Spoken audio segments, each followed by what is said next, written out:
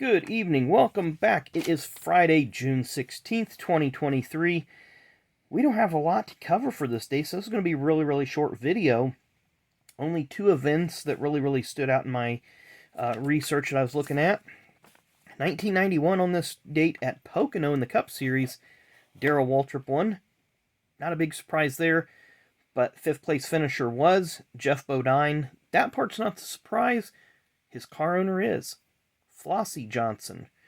So this was the fourth and final race that Junior Johnson was suspended. So Flossie was just listed as a car owner. Car number was changed from 11 to 97, and the team still competed. So, fun little workaround back in the day. But Tommy Ellis drove for two races, Charlotte and Dover, and then Geoff Bodine come back. I believe it was maybe Sears Point and Pocono. I just looked at it and it escapes my mind.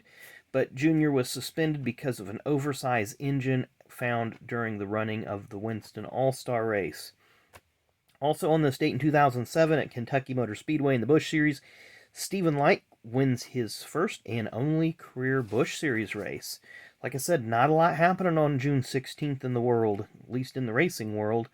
I mean, there was a couple other racing events, but nothing that just really stood out as important. We have three birthdays today and only have a card for one of them. I thought I had a card for another one. Looked through my entire rookie box, could not find one.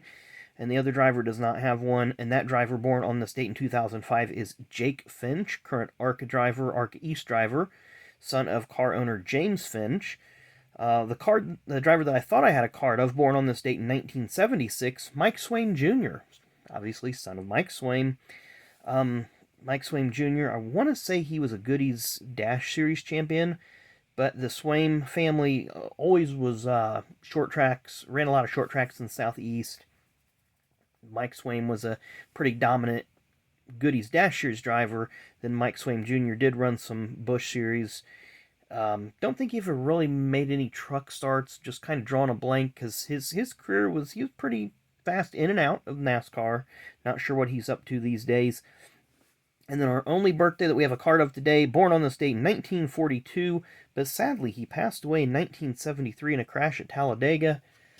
1972 Rookie of the Year, Larry Smith. And Larry was sponsored by Carling Black Label Beer. Very nice looking car. Apparently, and we'll turn it over here and let you read the back.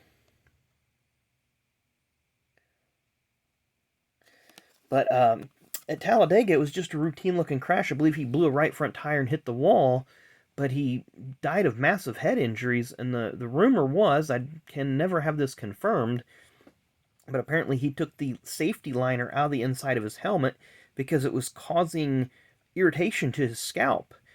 And apparently, in one of these wrecks, he hit his head on something in the car, and he didn't have that extra padding, and allegedly that's what it did.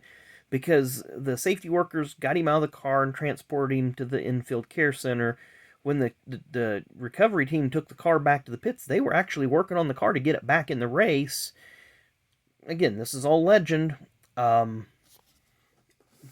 when the crew found out that he had passed, obviously, they stopped work. But there's a lot of legends around that crash, a lot of legend lore surrounding that crash. Don't know that I'll ever know the truth because there's so many conflicting stories behind it. But Larry, I think he wouldn't have been a superstar, but I think he would have been that second tier that he might win a race every year or two.